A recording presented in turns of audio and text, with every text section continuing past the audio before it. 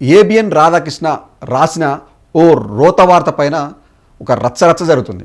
అంటే జర్నలిజం విలువలకు ఎంత దిగజార్చి చేస్తున్నారో ఈ వార్త మరొకసారి అద్దం పడుతుంది. అంటే ఒక జర్నలిజం అంటే ఒక విలువలతో కూడిన జర్నలిజం చేయాలి, అంతే తప్ప విలువలను దిగజారుస్తూ ఒకరి చావు కోరుతూ రాతలు రాయడం అనేది ఆ జర్నలిజానికే మాయని మచ్చ.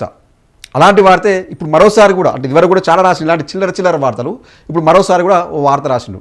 అదే ఏం వార్త అంటే, ఇటీవల నర్సంపేట మాజీ ఎమ్మెల్యే తెలంగాణ ఉద్యమకారుడు పెద్ది సుదర్శన్ రెడ్డి చనిపోయిన విషయం అందరికీ తెలిసిందే. ఆ కుటుంబానికి భరోసాగా ఆ పార్టీ బీఆర్ఎస్ పార్టీ ఏదైతుందో అండగా నిలబడింది, అన్ని విధాలుగా ఆదుకుంటామని ఒక భరోసా ఇచ్చింది.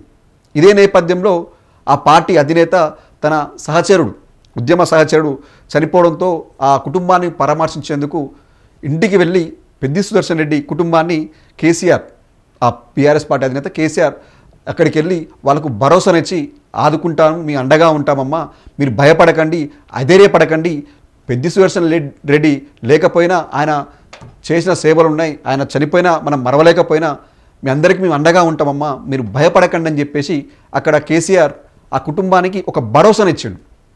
ఒక పెద్దలాగా ఒక తండ్రి హోదాలో మేము మీకు ఉన్నామమ్మా అని చెప్పేసి ఆ కుటుంబానికి ఎంతో ధైర్యం కల్పించిండు కేసీఆర్. ఇది అక్కడ జరిగిన విషయం అందరు రాసింది. కానీ ఈ రోతరాతల రాధాకృష్ణ రాసిన వార్త ఏందయ్యా అంటే, నా పాడే మోస్తాననుకున్నా అని చెప్పేసి ఒక హెడ్లైన్ పెట్టిండు. అంటే నేను చచ్చిపోతే నా పాడే మోస్తానని అనుకున్నా, కానీ సుదర్శన్ రెడ్డి చనిపోయిండు అన్న స్టైల్లో వార్త రాసిండు. ఇది ఎవరన్నారు, ఎవడు విన్నాడు, అక్కడ ఆ మాట అన్నట్టు ఎవడు విని రాసిండు ఆ వార్త? అంటే ఊహించుకొని రాస్తే అది వార్త అవుతుందా? అదేనా జర్నలిజం? అదేనా చెప్పుకోవడానికి దశాబ్దాల కాలాల పాటు మీ జర్నలిజం చేస్తామని చెప్పుకుంటారు తప్ప ఇదేనా జర్నలిజం? ఏంది ఈ జర్నలిజం? అక్కడ లేని దాన్ని సృష్టించి నువ్వు ఊహించుకొని రాస్తే అది జర్నలిజం అవుతుందా అనే దానిపైన ఇప్పుడు తెలంగాణ వ్యాప్తంగా తెలంగాణ సమాజం కావచ్చు, అటు జర్నలిస్టులు కావచ్చు, తెలంగాణ పౌరులు కావచ్చు, వీళ్ళంతా తీవ్రంగా ఖండిస్తున్నారు. ఏంటి ఈ రాతలు?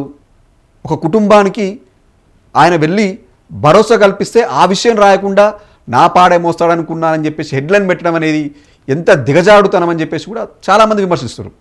అంతేకాదు ఒక చర్చ కూడా జరుగుతుంది. ఏంటి అంటే, చెప్పడానికి కొంచెం ఇబ్బందిగా ఉన్న జరిగిన చర్చని మీ ముందుకు తీసుకురావాలని ఒక ఉద్దేశంతో చెప్తున్నాం. కొంతకాలం క్రితం రాధాకృష్ణ గారి భార్య చనిపోయారు. అయితే ఇక్కడ ఏం జరుగుతుందంటే, ఎక్కడైనా అందరూ భర్త చనిపోతే భార్య ముండమేయాలి అని చెప్పేసి అనుకుంటారు, కానీ ఇలా భార్య చనిపోయాక భర్త మొలతాడు తెప్పుకుంటారని చెప్పేసి ఎవరు అనుకోలేదు.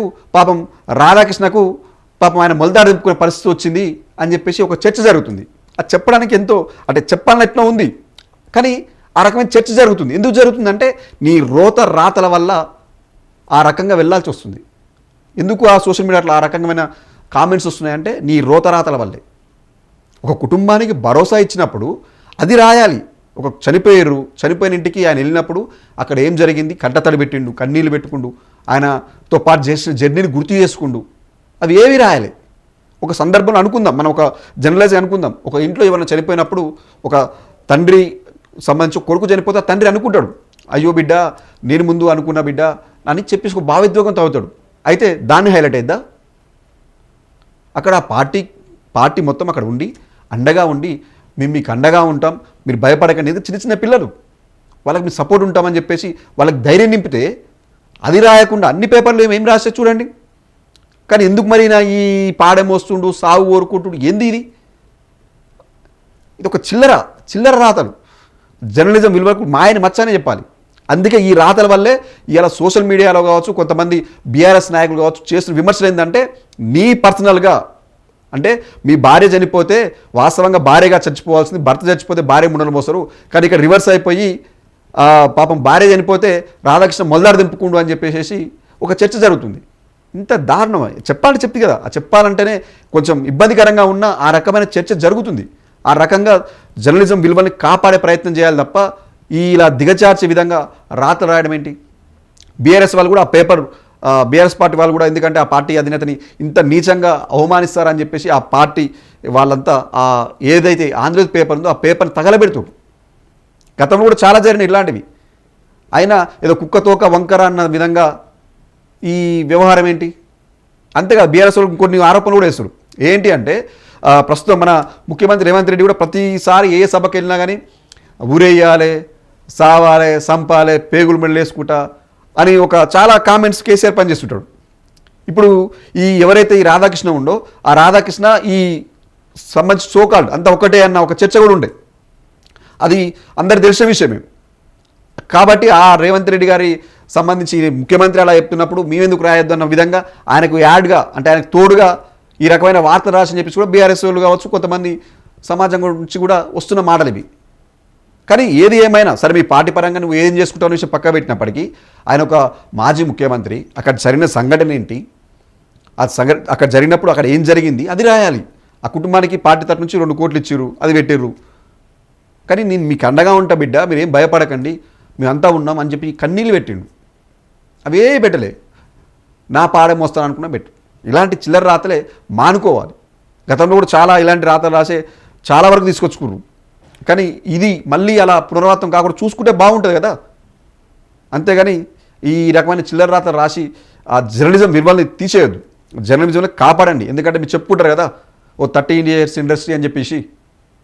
సరే మీ వెనుక ఎవరు ఏంటి అనే విషయం పక్క పెట్టండి. మీరు ఈ స్థాయికి వచ్చినా అంటే మీరు చిన్న దానికి వెళ్ళి ఈరోజు కోట్లాధిపతి అయ్యి ఎదిగేంత వరకు ఏం జరిగింది అనేది తెలంగాణ సమాజం తెలుసు, అటు ఆంధ్ర ప్రజలకు కూడా తెలుసు.